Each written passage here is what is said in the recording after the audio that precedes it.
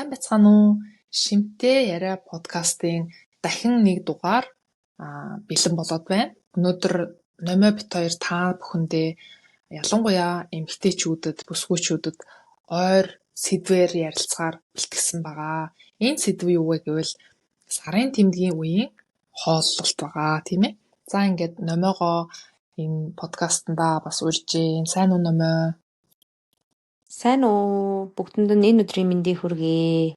За, сонин сайхан юу байна номоо? Та амьдарч байгаа газраар нь шин сонин сайхан юу болж байна? За, энүүгээр ерөнхийдөө 50 байна. Манай энд өнгөрсөн амралтын өдрүүдээр эмэгтэйчүүдийн жагсаал болсон. Шивцаар. Тэгээд нийт 25 хотыг хамарсан эмэгтэйчүүд жагссан байгаа. AFTS гэдэг том телевиз байдаг. Тэдний цахим орчинд мэдээлсэн мэдээллээс харахад 15 мянган эмэгтэйчүүд жагссан гэсэн тоо гарсан байсан. Тэгээд тийм жагсаж байгаа гол шалтгаан нь юу байсан бэ гэхээр нэгдүгээрт Швейцарт байгаа эмэгтэйчүүд тутмын нэг нь ажлын байран дээрээ бэлгийн дарамтуулан хүүсийн ялгуурлалд өртдөг юм байна.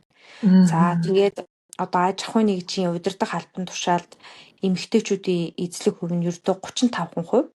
За тэгээд эмэгтэйчүүдийн цалин одоо эрэгтэй хүмүүстэй харьцуулахад 1364 швейцар франкаар бага буюу 16.2%-аар бага гэсэн энэ шалтгаанууд дээр үндэслээд жагсаал хийсэн юм байна.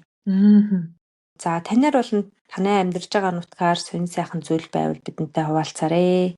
Манай энэгээр нам 50 байна. Нилийн халж эхэлж байгаа цаг агаарын хувьд Англид амьдарч байгаа хүмүүс дандаа цаг агаар ярьдаг. Ягаад гэвэл нэг өглөө гарлаа гэхэд бороо орж исэн салхи гараад тэгснээ буцаад халуунаар шараад ингээд ер нь зохицуулахад хэцүү, хувцсунраа ч гэсэн зохицуулахад хэцүү байхгүй. Тэгээд наргаар дандаа хүмүүс нь цаг агаарын талаар ярьцдаг болохоор би хамгийн түрүүнд цаг агаарын мэдээ санаанд орж байна. Тэгээ энийгээр нам 50 байна. Ойрдоо 30 хэм хүрч халах ийм мэдээтэй байгаа. Тэгээд манай хичээл буцаад эхэлчихсэн. Одоо энэ хичээл маань өмнөх сэдвийг бодвол харьцангуй гайг унших юмны даалгаварч гэсэн харьцангуй гайгүй юм билээ. Тэгэхээр би их баяртай байгаа. За өнөөдөр болохоор бид хоёр сарын тэмдэг тэр дундаа сарын тэмдгийн үеийн хоол шингэжээлийн талаар ярилцах гэж байгаа тий. Тэгэхээр сарын тэмдэг гэдэг ойлголт бол эмэгтэй хүн болгонтой бол ингээд зайлшгүй холбоотой ийм одоо ойлголт байгаа. Гэхдээ мэдээж өөр хүмүүс ч гэсэн сонсох бүрэн боломжтой. Тэгээд маш олон эмэгтэйчүүд одоо сарын тэмдгийн үеийн зовиурууд те шинж тэмдгүүд илэрдэг. Тэгэхээр энэ шинж тэмдгүүд хэрхэн яагаад илэрдэг? За энэ үед ямар хоол шимтгийлэлийг хэрэглүүл тустай. За ямар хоол хүнснээс татгалзах ёстой талаар чөлөөт ярилцлага хийгээд бодож байна. За та тэгэхээр эхний хэсэг болохын сарын тэмдгийн талаарх үндсэн ойлголтыг бидэнтэй хуваалцаач. Тэгэхээр бид хоёрын яг ярьж тохирсон гол зорилго болохоор сарын тэмдгийн өмнөх үед тодорхой эмэгтэйчүүд яг бүх эмэгтэйчүүд биш. За зарим хэсэг нь эмэгтэйчүүд ингээд одоо хоолтоо зохицуулж чадахгүй. Одоо жишээлбэл нэгэн хэмээр эрүүл сайхан хоолдог гэж үздэг байсан бол сарын тэмдгийн өмнөх үед дуршил нь өөрчлөгдөд тэгээд тэрнтэй холбогдуулаад хамаагүй юм өөрийнхөө одоо идэхгүй байхансан бага идэх юмсан гэсэн хоол хүнс илүү идчихээ тэрэндээ гэмшдэг учраас үүнтэй холбоотойгоор яаж зохицуулах вэ гэдэг талаар мэдээлэл өгөө гэдэг ингээ ярилцаад тохирсны үндсэн дээр энэ дугаарыг оруулж байгаа. Тэгэхээр олон эмэгтэйчүүд бас хэрэгтэй байх гэж бодож байгаа.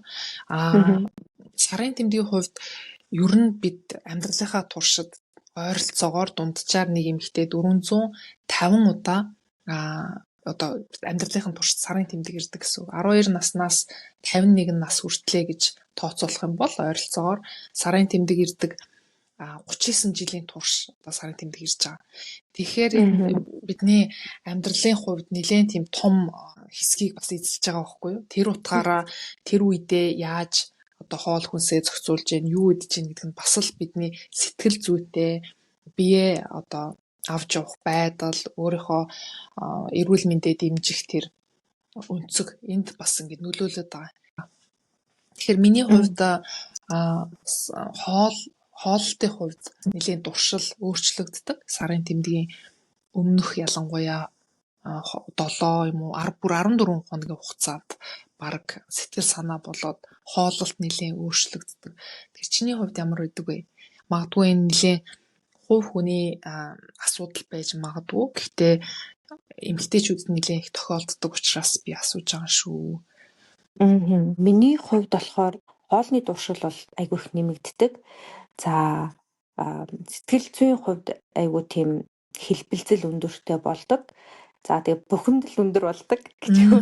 Тэгээ би саяхан энд сурдаг монгол охтуудтай нийлээд суугаад бид хэд ингээ кофе уугаад юм яриа суужсан баггүй. Тэгээ би тийм хүм ярьж байгаа л сарын тэмдгийн талаар яриа руу ороод ярьж байгаа би нэрээ сарын тэмдэг ирэх төгөөр айгүйх хоолны туршил нэмэгддэг. Би бүр өнөөдөр энэ сургууль зарагдаг энэ кебабыг идмээр байна гэдгсэн чим тэндээс нь манай нэг хамт сурдаг охин яагаад тэгдэм үү гэдэгжсэн. Тэгэхээр тэр охины хувьд болохоор одоо сарын тэмдгийн өмнөх үеийн одоо энэ шинж тэмдгүүд бага илэрдэг байгаа хгүй. Гэтэл миний хувьд болохоор тэр айгүй тийм ингээд мэдрэгддэг. Огцом хоолны дуршил ингээд нэмэгддэг. За тэгээ саяны хэлсэн хэлбэлцлүүд айгүй өндөр явагддаг. Миний хувьд ч гэсэн ялгаагүй. Яг ялгаагүй адилхан. Ялангуяа сэтгэл санааны хувьд тийм сөрөг бодлууд илүү орж ирнэ. Энэ сарын тэмдгийн өмнөх 7 хоногт төвчээр жоохон муутай болж эхэлнэ. Тэгээд бас хоол хүнсний хувьд миний хамгийн одоо их идэх дуртай хоол хүнс нь юу болж ирдэг вэ гэхээр шоколадтай мэдмээр санагдаад эхэлдэг. Тэгээд яг ингээд эмэгтэйчүүдийг аваад үзэхээр зарим эмэгтэйчүүдийн хувьд яг энэ шинж тэмдгүүд нь түлхүү бүр илүү илэрдэг. Гэтэл зарим хүмүүсийн хувьд болохоор ямар ч ялгаагүй. Одоо сарын тэмдэг ирж л байдаг. Тэрнтэй холбогдуулаад хоолтонд өөрчлөлт гарахгүй, сэтгэл санаач өөрчлөлт гарахгүй ингээд явцдаг юм билэ. Тэгэхээр хүн дээрээ шал ондоо байгаа байхгүй тий. Яг үнэ. Тэгэхээр одоо ингээд сарын тэмдэг ирэх үед бид нар өөрийн мэдлгүй ингээд айгүйх илчлэг өндөртэй. За эсвэл ийм нүүр сус ихтэй тий. За тэгээд өөх тос ихтэй, мэлчлэг өндөртэй хоол хүнсээр түлхүү хооллох гээд идэг. Тэгээ энэ ямар учиртай вэ гэхээр бидний нөгөө аз жаргалын даавар болох серотонин 1-р буурдаг. За 2-р гэх юм бол нөгөө эстроген болон прогестерон дааврын одоо төвшин ингээд айгүйх хэлбэлцчихэд үүнтэй холбоотойгоор саяны хэлсэн одоо хоолны дуршил өөрчлөгдөх, ядарч суйлдах, уур уцаартай болох, тэр байтгаас нойронд хүртэл нөлөөлдөг тий, нойр муудах. Ийм одоо шинж тэмдгүүд илэрдэг. За мөн зарим тохиолдолд эмэгтэйчүүдэд бас нөгөө хөвлийн хэсгээр, нуруу хэсгээр өвдөлтүүд мэдрэгддэг тий, дотор муухайрах, эсвэл би ингэж суйлдах шинж тэмдгүүд илэрдэг. Тэгээ энэ нь юутай холбоотой байдаг вэ гэдгийг айгүй энгийн бөгөөд товч тайлбарлах юм бол умаа хананд одоо юм хуримтлагдсан идүүд задраад цусны хамт ингээ гадагшлт юм байна л да.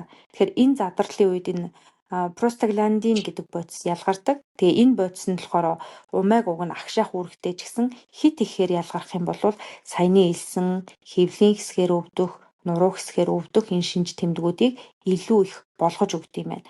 Тэгэхээр бид хоёр болохоор өнөөдрийн одоо энэ шинж тэмдгүүд илэрсэн үед сарын тэмдгийн өмнө болон сарын тэмдгийн үеэр ямар хоол хүнсийг идвэл тустай вэ гэдэг талаар ярилцж байгаа тий.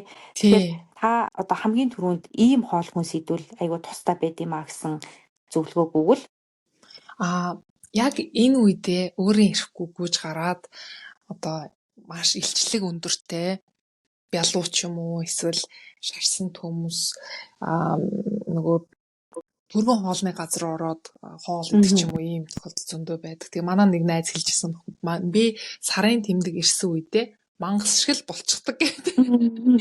Тэгэхээр бас нэлээд тийм идэх туршил өндөр байгаа учраас өөрөө ирэхгүй ингээд хоол хүнс рүү тэмүүлээд байгаа. Тэр нь юунаас болдог вэ гэхээр ингээд судалгааг хараад үзэхээр их сонирхолтой байт юм билээ. Юу гэхээр одоо сарын тэмдгийн яг өмнөх үед бидний хоол хүнснээсээ авах тэр илчлэгийг задраад боловсруулад өөрөөр хэлбэл metabolic rate гэж байдаг. Metabolic rate нь хурдсаад өөрөөр хэлбэл унтж байгаа, амарч байгаа үед ч гэсэн элсэг шатаах тэр чадвар нь арай илүү болдог. Тэгээд судалгаануудыг хараад үзэхээр бүр өдөрт 100 ккал-оороос 300 ккал хүртэл илүү гэж байгаа байхгүй. Тэгэхээр үүнийгээ дагаад high metabolic rate гэдэг энэ метаболизм хурдсаад байгааг дагаад энерги түргэн бас хэрэглээд байгаа байхгүй. Бид нар өөрснөө нөгөө бидний бие маш ухаалаг учраас тэрийгэ дагаад.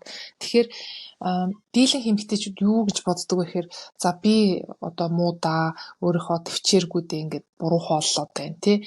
Эрүүл хоол чадсангүй гэд сэтгэл санаагаар их ундаг. Тэгээ дээрэс нь нөгөө дааврын нөлөөгөөр сэтгэл санаа жоохон гундуу болчихсон, mood swings ихтэй, одоо амархан уурж уцаарлаж байгаа. Тийм үедээ нэмээд одоо хоол хүнсээ яг өөрийнхөө хүснээрээ зохицуулж чадахгүй болохоор энэ нь маш том сэтгэл зүйн хувьд дарамт болж ирдэг өөртөө. Гэхдээ ер нь энэ болвол цаанаасаа ингэдэг юм байх шүү гэдэг ингээд ойлгоод авчгаар тэрнтэй холбогдуулаад гоё хоолтой зохицуулаад явах боломж бидэнд бас үүсэж байгаа байхгүй. Хоёрдугаар чи болохоор сая тэгсэн шүү дээ. Ийм үедээ ямар хоол хүнс хэрэглэвэл зүгээр вэ гэд хамгийн түрүүнд санаанд орж байгаа хүнс болохоор өрөвслийг жоохон бууруулж өгөх талдаа хоол хүнс байвал сайн. Өрөвслийг бууруулах гэхээр одоо төрөл бүрийн spice байж болж хоол хүнсэндээ нэмдэг куркумин ч юм уу тий эсвэл омега 3-тай самар байна, хушиг самар эсвэл үр тий майлангийн үр гэдэг эдгээр нь бас омега 3-ыг тодорхой хэмжээгээр агуулдаг. Тэгээд энэ нь эргээд бид үүсэж байгаа тэр өрөвслийг намжаах үүрэгтэй учраас энэ талын хоол хүнсээ илүү түлхүү бэлдэж аваад хамгийн гол нь бэлдэж авах чухал. Бэлдэж авахгүй бол нөгөө одоо орчин үед хоол хүнсний олдоц ихсчихсэн учраас хүн гүйж гараад тэр одоо бэлэн хит боловсруулсан хүнсийг авчдээ та. Тэгэхээр номер бит хоёр бас өмнөх дугаараараа хит боловсруулсан хүнсний талаар дэлгэрэнгүй ярьсан байгаа. Тэгэхээр хит боловсруулсан хүнс гэж юу вэ гэдгийг тэр дугаараас маань сонсороо. Тэгээд сарын тэмдэг ирсэн үед хит боловсруулсан хүнс тиймч сайн биш ээ, тийм ээ. Тэгээ бид хоёр яагаад аль болох хит боловсруулсан хоол хүнсээс жоохон татгалзахыг хичээгээрээ гэж зөвлөд байгаа вэ гэхээр сарын тэмдгийн үеийн болон сарын тэмдгийн өмнөх үеийн шинж тэмдгүүдийг одоо улам устгадаг хоол хүнсүүд бас байдаг тий. Тэгээ тэр дунд маань одоо яг энэ хит боловсруулсан хоол хүнс, энгийн үрс ус, за тэгээ чихэр одоо их орсон энэ хоол хүнсүүд орчиж байгаа байхгүй. Жишээлх юм бол яг сарын тэмдгийн өмнөх үед одоо шинж тэмдэг ингээ өгцөн байгаа үед нь хэд их хэмжээгээр давс ихтэй хоол хүнс одоо идээд ах юм бол бие махбод маань усыг илүү их ингэж өөртөө нэмэгдүүлээд за тэгээд хаван болон гиз дүүрэлтийг улам ихсэгдэг ийм одоо зүйл байдаг. За эсвэл одоо кофе юм уу юм энерги ундаа хит хэрэгэлдэг буюу кофеины хэрэглээг өндөр байлгаад авах юм бол сарын тэмдгийн үед хөдөлтийг улам одоо тий ихсгэх. За эсвэл нөгөө сэтгэл санаа угаасаа хэлбэлцсэн байгаа үед нь дахиад түгшүүр ийм зочимтгой байдлыг одоо нэмэгдүүлэх ийм боломжтой байдаг. За бас нөгөө талдаа энгийн нүүрс усаар элбэг хоол хүнсийг идэхээр цусандах сахарын одоо хэмжээ ингэж байнгын дээшээ доошо хэлбэлцчихэд.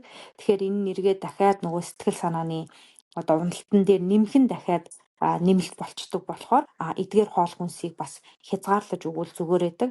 За мөн хамгийн гол нь нөгөө алкогольны хэрэглээ байна тий. Ялангуяа яг энэ сарын тэмдгийн өвдөлт их өгдөг, шинж тэмдэг их өгдөг хүмүүс байна. Алкогольны хэрэглээн дээр бас яг энэ үед анхаарч өгөх нь шинж тэмдгийг цэцэхгүй байхад бас сайнаар нөлөөлдөг ийм байгаа.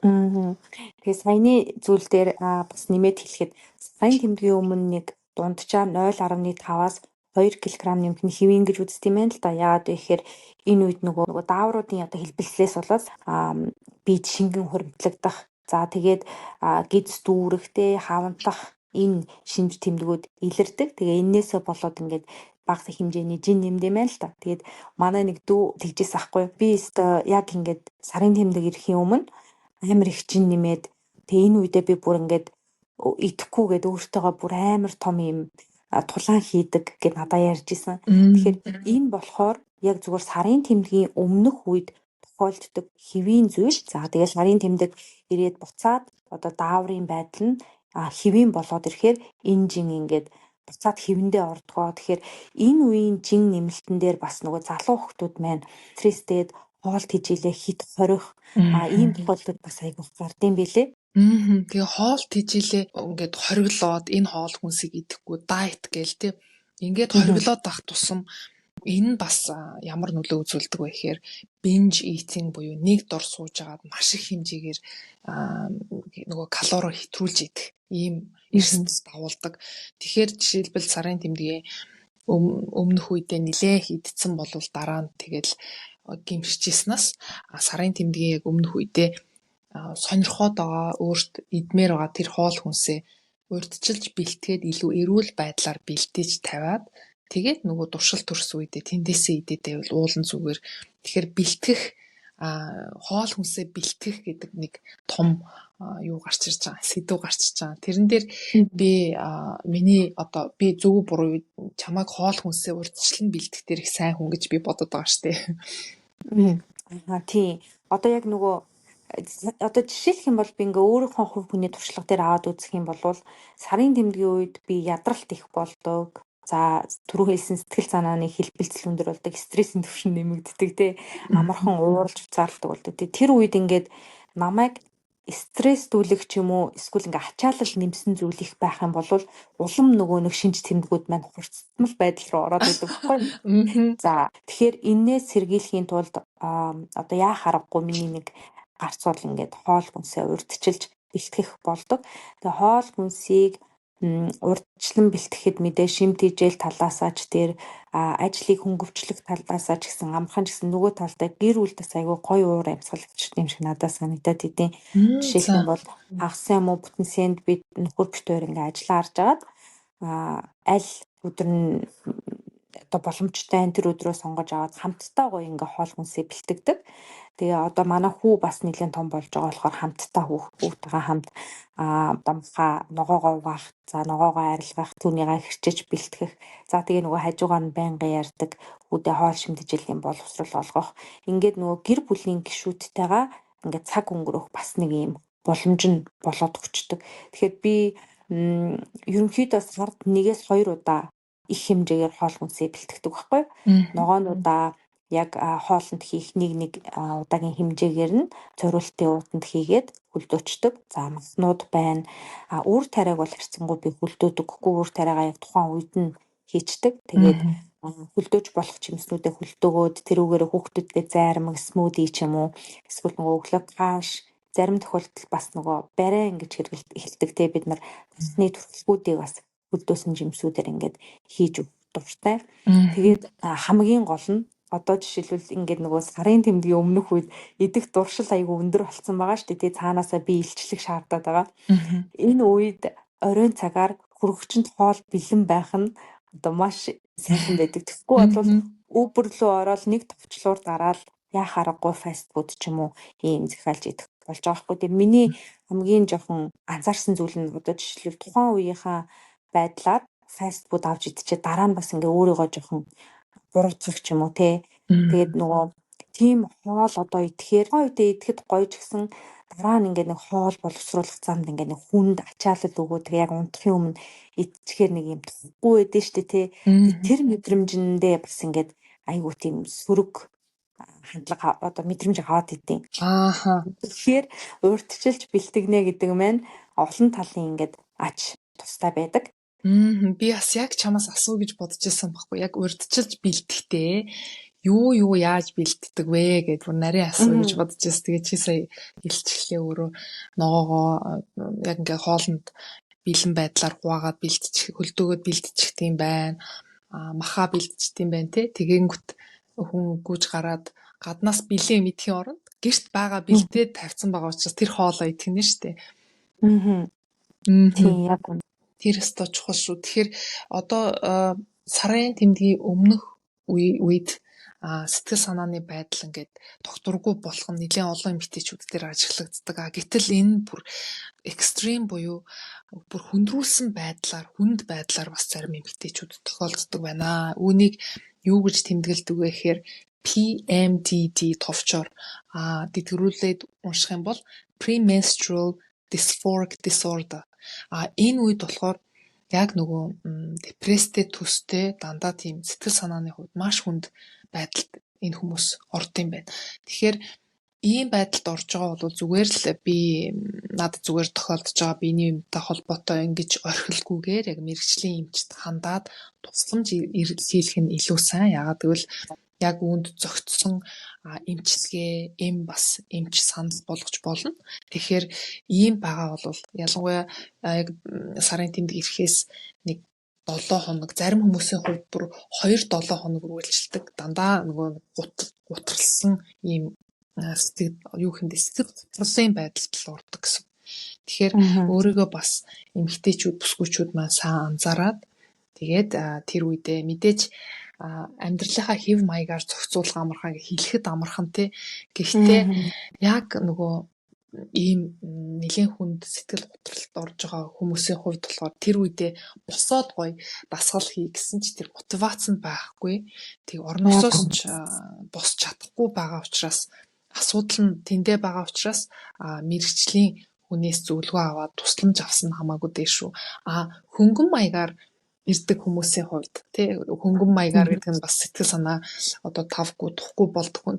Энэ нөхцөл байдлаа яаж одоо амьдрал чамд нэмбэг өгөх юм бол түүгээр ундаа хий гэдэг л нэг тийм гоё үг байдаг шүү дээ. Тэр шиг одоо энэ үеигээ бид яаж айтаахан эргүүлж ашиглаж болох вэ гэхээр энэ үедээ хүн юмыг бас илүү тийм шүмжлэлтэйгээр харж чаддаг чинь нөхцөл байдлыг тий дандаа сэтгэл санаа өөдрөг байгаа үед бүх юм болж гэн бүтэж гэн гэж явдаг гэсэн бол одоо жоохон тийм пауз аваад бүх юмд оролцоод найз нөхдөдөө уулзаад яриа хийгээд ингээд явах үе биш. Угаасаа хумигдаад гэртээ ингээд суумаар санагдаад хөнжлөөсөө гармааргүй байгаа энэ үедээ нэгдүгээрт байгаа нөхцөл байдалтай бас нэг тийм өөр өнцгөөс болохгүй байгаа юм нэг задлан шинжилгээ хийгээд харах юм боломж олддог. Нөгөө талаас бас нөгөө зогсолтгүй ингээд ажиллаад байнгын бие ингээ хүчлээд тий ингээ явцсан байжгаад бас жоохон амс хийгээд хойшин татаад байж бас амрах хэрэгтэй гэсэн ийм нөхцөл түүнийг оруулж байгаа учраас тэрийгээ бас хүлээн зөвшөөрөөд бас тэмцэлтэйл тий тэрнтэй тэмцээл одоо жишээ дуучин хүн байсан бол тэр үедээ заавал концертынхаа хугацааг зарлахгүй тамирчин хүн одоо спортоор хичээлдэх эмэгтэйчүүдийн хувьд бол заавал хүчлээ жим рүү явахгүй харин хөнгөн чанарын дасгал хийх яг уу сарын тэмдгийн үед дасгал хийх сайн гэсэн судалгааны дүнгууд байдаг. Гэхдээ тэр дундаа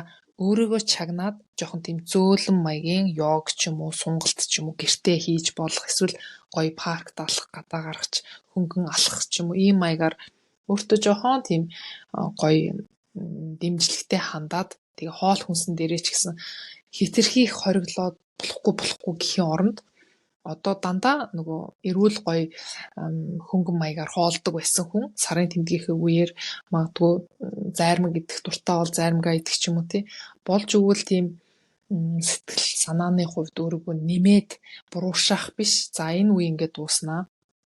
Одоо хэд хоног ирдیں۔ Тэ 5 өдөр ирдэг бол 5 өдрийн дараа гайгүй болно гэдэг талаас нь харахыг хичээх юм бол арай гайгүй хөнгөн маягаар өнгөрүүлэх боломжтой.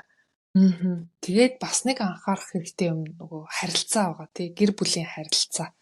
Ялангуяа бойфрендтэй, найз залуутай, нөхөртэй эмэгтэйчүүдийн хувьд сарын тэмдгийн яг өмнөхөн сэтгэл санаа докторгүй болдог бол энийг бас сайн ойлгуулж явах их зүгээр. Миний яг сарын тэмдэг ирэхийн өмнө ийм сэтгэл санааны хувьд докторгүй болж байгаа шүү. Тэрнээс биш би одоо юу гэх юм те чи бид хоёрын харилцаа бид хоёр чухал.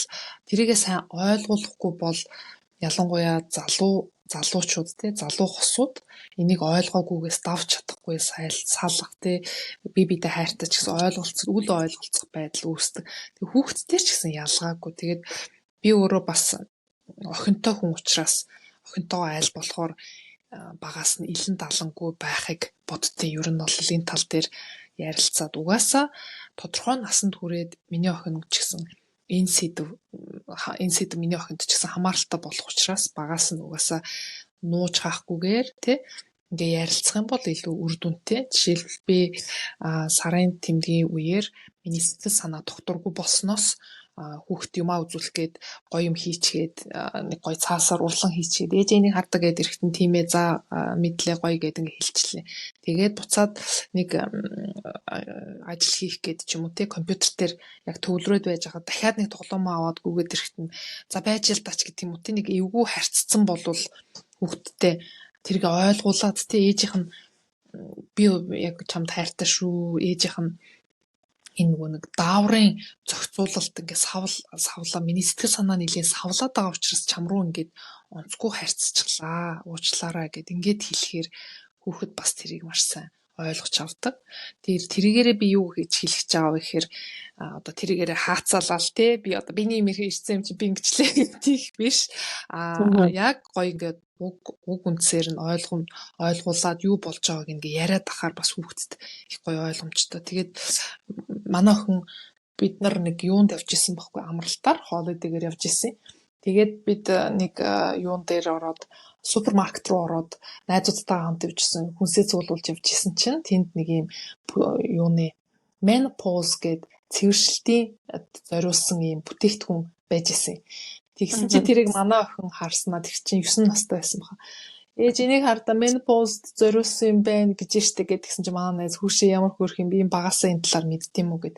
Тэг би ерөөсөө илэн далангүй ингээ ярьдаг хот бид нарт те тодорхой насанд өсвөр насанд очиод сарын тэмдэг гэж ирнэ. Тэгээд сарын тэмдгэнд бид одоо анханасаа төрсэн тэр өндгөн дуусахаараа сарын тэмдэг ирэхээ болдог. Тэгэхээр тэрийг нь англи хэл дээр menopause гэж нэрлэдэг. Тэгэд ингээ ярихаар их гоё хүүхэд хүлээж авдаг уу гэж сонирхол юм асуугаал тий. Тэгээ манай нэг найз бас надад тийж хэлж өгчээсэн байхгүй юу хөөшөө. Хүүхэдд ингээд бүх юм сонирхолтой хүүхэд юм гоё илэн далангүй байдгаа. Тэгээ тэр үед нь хүүхэдтэйгээ гоё илэн далангүй ярилцчих юм бол тэрнээс тэр хожуу нөгөө нууж хаахаа болдог. Тэг чи номыг уншаад үзээч гээд манай тэр найз бас өөрөө хүүхэдтэй хүн баг 2 хүүхэдтэй. Тэгээ нэг ном өгч исэн. Тэгээд тэр ном нь ямар ном байсан бэ гэхээр айгүй хөөрхөн зургаар хүүхдийн насанд нь тохируулаад яаж гэр бүл ингээд үүсдэггүй, яаж хүүхэд төрдгөө, юунаас болдгоо гэдэг хөрхөө хүүхдийн нүдээр харахад ойлгомжтой байдлаар тэгээд энэ сарын тэмдэг энтрийн талаар зургаар ингээ хөөрхөн харуулчихсан ном өгч ирсэн. Тэгээд би тэр найзынхаа хэлсэнд өстөх баярлсан. Яагаад тэгэхээр үнэхээр бидний үед жишээлбэл намайг бага байхад энэ сэдвэр тэр болгон ингээ ярьдгүү баг юм нуух хэвээр юм сэдв байсан байхгүй. Нуух ч юм уу те нэг тийм шивндэг хэлсэн бол болдоггүй.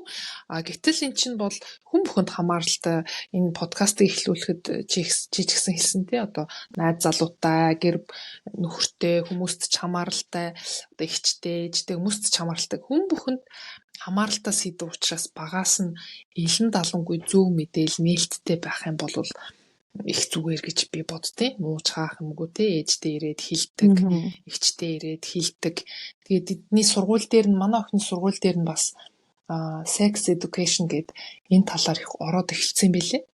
Тэгээд тэгээ манай охин хэлжсэн баг. Манай ангиас 4 хүүхэд энэ талаар маш сайн мэдчихсэн ээж тэгснэ айгүй хөрхэн гэсэн ээж энэ талаар ярьдаг байсан баярлалаа гинэ. Тэгээд тэр яг 4 хүүхдийн нэг нь болохоор би яг мэддэг миний сайн мэддэг нэг ээж байгаа. Тэднийх бол бүр илэн талангүй. Тэр 4 хүүхэдтэй айл дөрүүлэнд нь бүр багаас нь бүх тэр одоо нөхөн үржихүйтэй холбоотой ойлголтыг маш сайн өгдөг. Тэгээд тэр маш сайн мэддэг. Тэгээд тэр нөгөө 2 хүүхдийг би сайн мэдэхгүй. Тэгээд тэр хичээл зааж ихснээрээ анги дээр одоо 11-тэй хүүхдүүд 11-тэй одоо сарын тэмдэг харьцангуй эртэрдэг болчихсон хүүхдүүдийн хувьд тэгээд тэднэрт зориулаад ингээд бас юу байршуулна гинэ одоо ариун цэврийн хэрэгслийг тэдний өөрсдийнх нь жижигэн шкаф байгаа шүү дээ тий. Тэрэнд нь бас ингээд бэлдээд байршуулж өгнө гэж багш нь хэлсэн гэсэн. Аюу хөрхөн. Тэр чиний амьдарч байгаа нутагт энэ тал дээр энэ сэдвэр хэр зэрэг яригдтiin болоо. Ерөнхийдөө бол яг нөгөө бэлгийн боловсрол гэдэг хичээл бол ордог.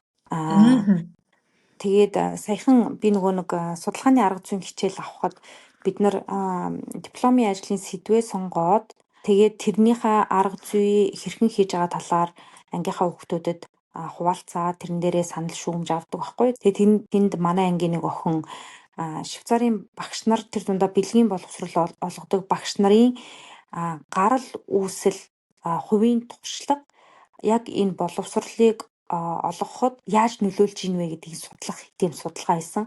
Тэгэхээр нөгөө та санаж гинөө таны үед яадаг байсан бол биднийг жоохон байхад хим болон биологийн багш орж ирэл 7 хоногт нэг цаг бэлгийн боловсрол гэж ордог байсан. Тэгээ багш нь өөрөө ч яг тэр талаараа ороход тийм ихтгэлтэй биш те жоохон итсэн ч юм уу эсвэл тэрэндээ нэг жоохон хаалттай.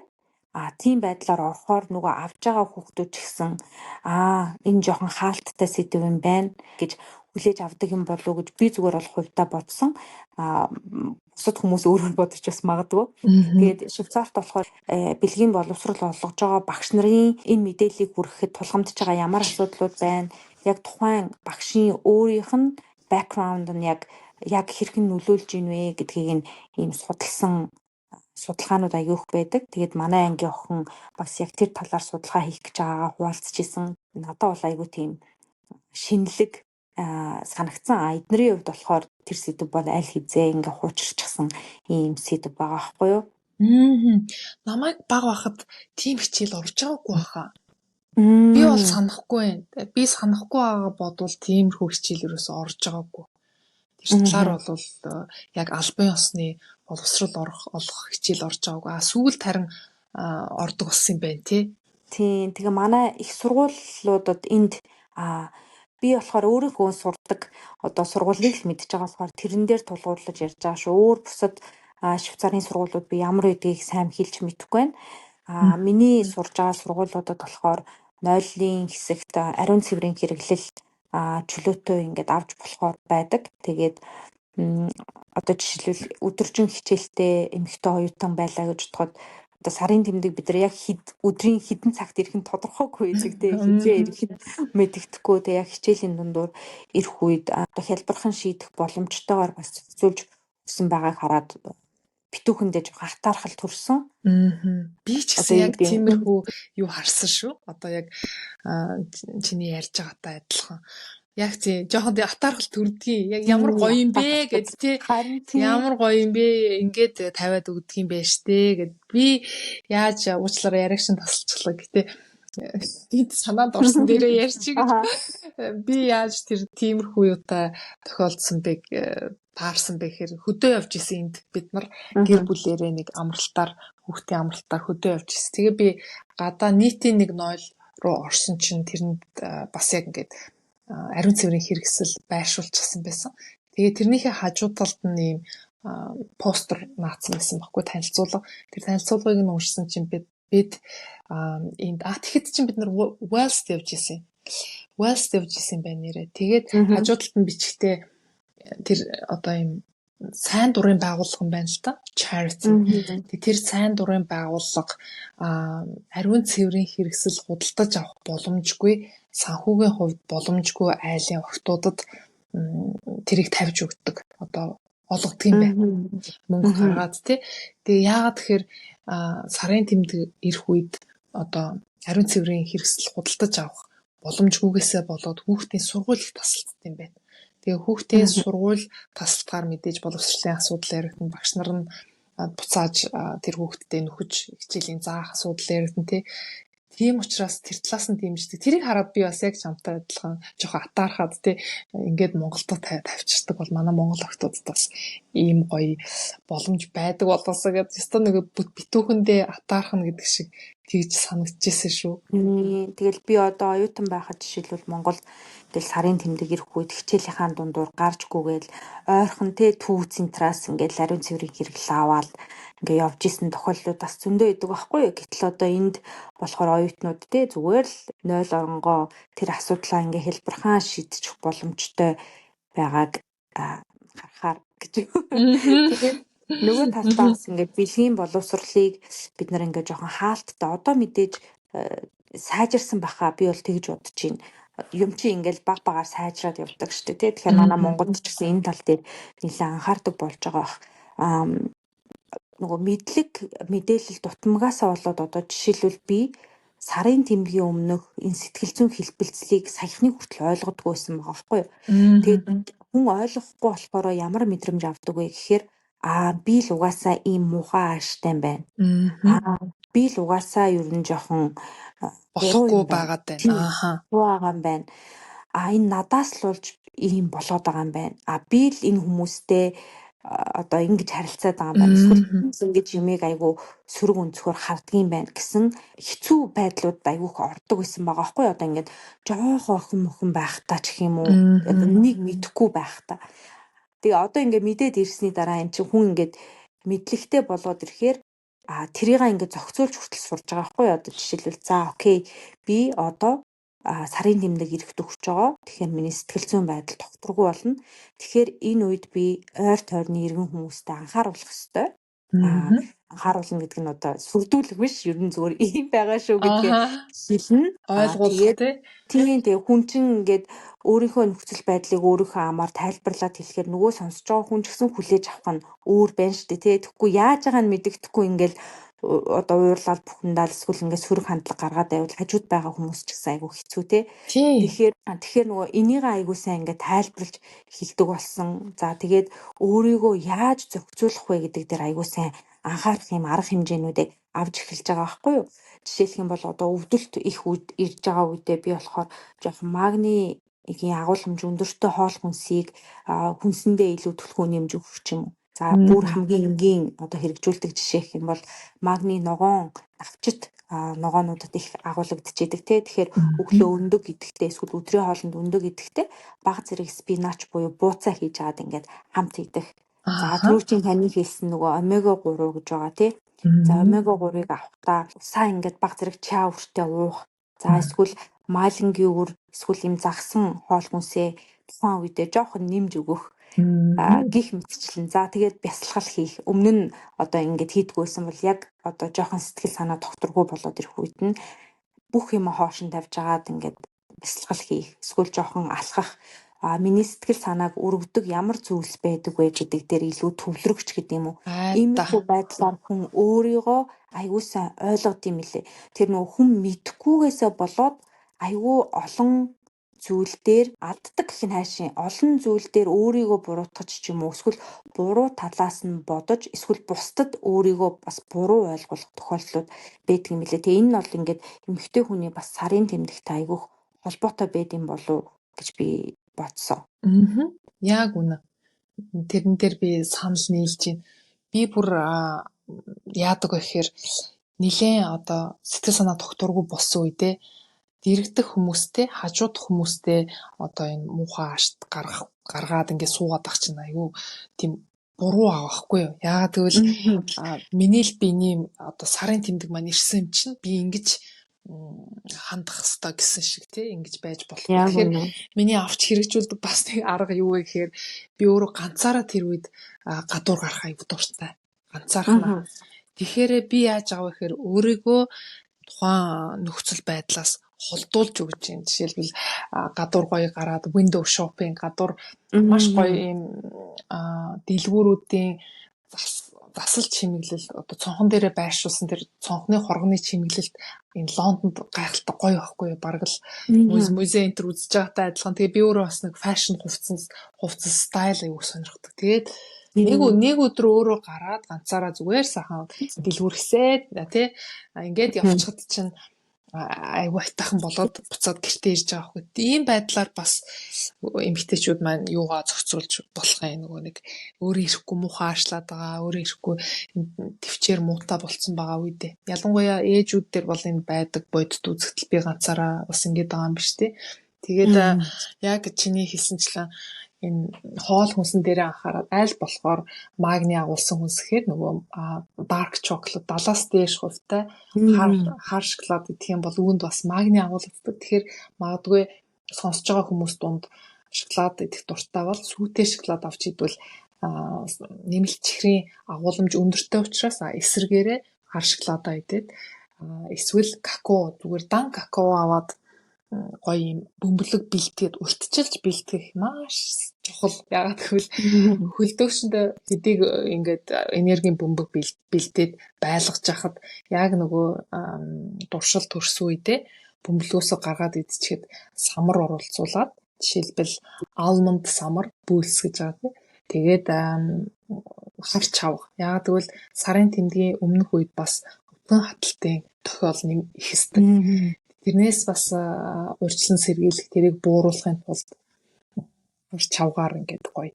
Тэгээд харч авгаа ерөөсөө ингээд дифтэнгүүд нэлээд тийм ялцгаа болчин. Тэрийгэ какаотой тэгээд дээрэс нь өөрийнхөө дуртай самар үрийг оролцуулаад блендер дээр тэгээд тэрийгэ бөөрөн хийлээд хөлтөгчөнд хийчихдэг байхгүй. Тэгэл ерөөсөө дуршил хөрсөн үедээ тэндээс идчихэж болж байна. За тэгээд энэ үеэр бас цайр агуулсан сайн төрлийн тус агуулсан чи түрүү хэлсэн шүү дээ flaxseed монголоор майлангийн үр яг тэрнтэй адилхан наран цэцгийн үр пампкны үр бас идэх юм бол маш сайн одоо энэ шинж тэмдгүүдийг сайн бууруулж дарж өгдөг. Би хар шоколадыг айгүй хийддэм байна. Шоколад чинь нөгөө магнаас гадна антиоксидантаар баялаг те. Тэгэхээр нөгөө сарын тэмдэг ирэх үеийн одоо тэр бага хэмжээний өрөвсөл бас үүсдэг гэж байгаа штэ бид те. Тэрийг буулгаж өгнө. Тэгээд дээр нь мэдээж гоё амт өгөхөөр миний сэтгэл санааны байдлыг нэмээд өгчөж байгаа байхгүй юу? Тэгэхээр тийм байдлаар бас өөрийгөө ингээд дэмжиж яваад иж болно. Витамины хувьд витамин B6 агуулсан хүнснүүд бас их сайн байдаг. Ялангуяа нөгөө mood swings гэдэг гинт дуурлага нэг гинт нэгээр те. Тэгээд дээрэс нь энэ үеэр айгүйх юм хөвлөгээр юу яадаг штэ. Хөөх, бацал тийм хөөх. Толинд ингээ хараад үзэхээр сарын тэмдгийн өмнөх үед нэг том бараг жирэмсэн болцсон юм шиг юм болчихдог тий. Тэр үедээ тэгээд сэтгэл санаа нэг тийм байдаг. Тэгээд эстроген гэдэг энэ даавар бас энэ үед чи өөрчлөгдсөн байгаа учраас өөрийгөө толон дараад нэг л тийм гундуухан хүн тий. Гэтэл хിവэрэ ба ерөөсө бидний дааврын нөлөөгөөр одоо бидний зүс царай би хинбэ гэдэг нь хിവэрэл байгаа шүү дээ. Яг үнд ганц нэг батга нэмэгдэж гарсан байж болно. Хевлигээрээ илүү тийм урагшаага гэдс дүүрсэн харагдаж болно. Гэтэ энэ бол сарын тэмдэг ирээд эхний 2-3 өдрийн дараа аяндаа өөрчлөгдөж эхэлдэг. Тэгэхээр энэ үедээ дэмжихийн тулд бид сайн тостой наран цэцгийн үр, тэгээд банан, авокадо тэгээ үнэхээр чихэрлэг мэдмээр санагдаад байгаа бол чихэрлэг төмс бас гоё ууранд болгоод ч юм уу тий эсвэл шарх шүүгэндээ болгоод айгүй амархаж шарх шүүгэнд хальстаа нь ерөөс хальсын сайн угааж агаад шарх шүүгэнд хийгээд сэрээгээр ингээ хатгаад үзэхээр дотор талтанд болцсон байвал гаргаад ойролцоогоор 180 градус Цельс дээр хийчихэд тэгээ гаргаж ирэнгүүтээ дундуур нь зүсээд дээр нь жоохон мас түрхээд ингээд идэхэд нэмэлт чихэр идмээр санагдаад байгаа тэр хорхослыг маш сайн дарддаг. Тэгээд энэ sweet potato чихэрлэг төмс нь болохоор бас хүнд сарын тэмдгийн үед хэрэгтэй юмнуудыг бас өгөөд байгаа учраас ийм байдлаар бас зохицуулж болно. Яг үнэ. Тэг би саяхан бас энэ нөгөө сарын тэмдэгтэй холбоотой мэдээллүүд цуглуулад уншиж хахад нэг сонирхолтой юм болж харсан. 2023 онд Испани улс анх удаа энэ сарын тэмдгийн үеийн одоо хүчтэй өвдөлт өгдөг эмэгтэйчүүдэд эмчийн одоо нөгөө бичиг дээр үндэслээд 3-5 хоногийн юм бүртээ юм чөлөө болгодог ийм хуулийг баталсан юм байна. Тэгээ энэ болохоор Европт анх удаа хуулийн хүрээнд батлагдж байгаа ийм зүйл болж байгаа юм байна. Тэгээд энийг хараад бас баярлсан эмэгтэй хүнийг бас нийгэмд ялангуяа энэ сарын тэмдгийн үед те их өвдөлт өгдөг хүмүүс ажиллана гэдэг бол үнэхээр хэцүү шттэ те. Жохон өвдөхөд бидний ажлын бүтээмж буурах юм уу ийм тохиолдлууд байдаг. Тэгтэл ингээ ажлаас нь чөлөөлөх ийм хууль гаргаж ийна гэдэг нь бас их гой санагдсан. Ёстой гоё юу гарсан байна да. Чөлөө олгодог тий.